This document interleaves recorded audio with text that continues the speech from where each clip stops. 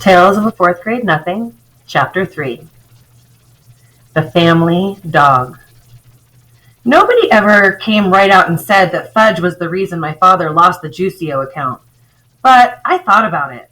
My father said he was glad to be rid of Mr. Yarby. Now he could spend more time on his other clients, like the Total Bike Company. My father is in charge of their new TV commercial. I thought maybe he could use me in it since I know how to stand on my head, but he said he wasn't planning on having any headstanders in the commercial. My grandma taught me how to stand on my head when I spent the night at her house. I can stay up for as long as 3 minutes.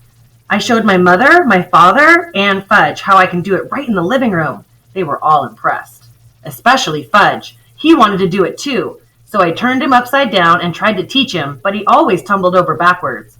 Right after I learned how to stand on my head, Fudge stopped eating. He did it suddenly. One day he ate fine, and the next day, "No, eat," he told my mother.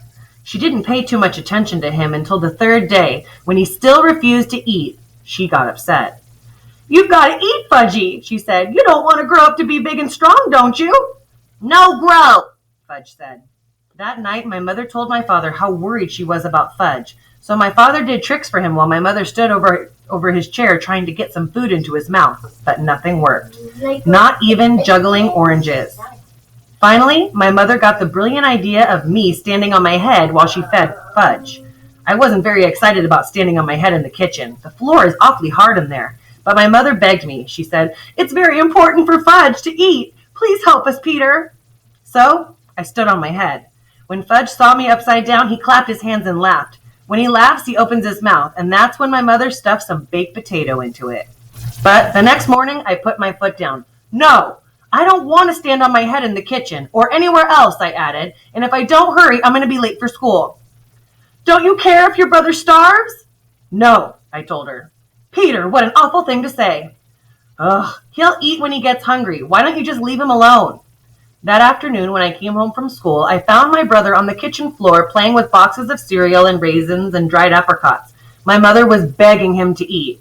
"No, no, no," Fudge shouted. He made a terrible mess, dumping everything on the floor. "Please stand on your head, Peter," my mother said. "It's the only way he'll eat." "No," I told her. "I'm not going to stand on my head anymore." I went into my room and slammed the door. I played with Dribble until supper time. Nobody ever worries about me the way they worry about Fudge. If I decided not to eat, they'd probably never even notice.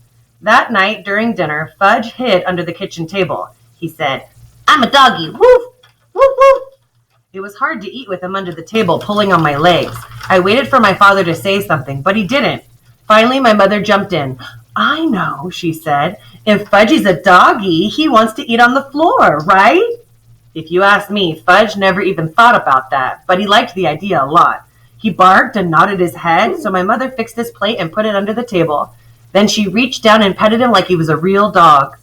My father said, "Aren't we carrying this a little too far?" My mother didn't answer. Fudge ate 2 bites of dinner. My mother was satisfied. After a week of having him eat under the table, I felt like we really did have a family dog. I thought how great it would be if I could trade in Fudge for a nice Cocker Spaniel. That would solve my problems. I'd walk him and feed him and play with him. He could even sleep on the edge of my bed at night. But of course, that was wishful thinking. My brother is here to stay, and there's nothing much I can do about it. Grandma came over with a million ideas about getting Fudge to eat. She tricked him by making milkshakes in the blender. When Fudge wasn't looking, she'd throw in an egg. Then she told him if he drank it all up, there'd be a surprise in the bottom of the glass. The first time, he believed her. He finished his milkshake, but all he saw was an empty glass. There wasn't any surprise. Fudge got mad and he threw the glass down. It smashed into little pieces. After that, Grandma left. The next day, my mother dragged Fudge to Dr. Cohn's office. He told her to leave him alone, that Fudge would eat when he got hungry. Sound familiar? I reminded my mother that I told her the same thing, and for free. But I guess my mother didn't believe either one of us because she took Fudge to see 3 more doctors. None of them could even find a thing wrong with my brother. One doctor even suggested that my mother cook Fudge his favorite foods. So that night, my mother broiled lamb chops just for Fudge. The rest of us just ate stew. She served him the 2 little lamb chops under his plate under the table. Just the smell of them was enough to make my stomach growl. I thought it was mean of my mother to make them for Fudge and not for me. Fudge looked at his lamb chops for a few minutes. Then he pushed his plate away. "No," he said. "No chops." "Fudgy, you'll starve," my mom cried. "You must eat." "No chops. Cornflakes," Fudge said. "Want cornflakes." My mother ran to get the cereal for Fudge. "You can eat the chops if you want them, Peter," she told me. I reached down and helped myself to the lamb chops. My mother handed Fudge his bowl of cereal, but he didn't eat it. He sat at my feet and looked up at me. He watched me eat his chops. "Eat your cereal," my father said. "No, no eat cereal," Fudge yelled. My father was really mad. His face started to turn bright red. He said, "Fudge, you will eat that cereal or you will wear it." This was turning out to be fun after all, I thought, and the lamb chops were really tasty. I dipped the bone in some ketchup and just chewed away.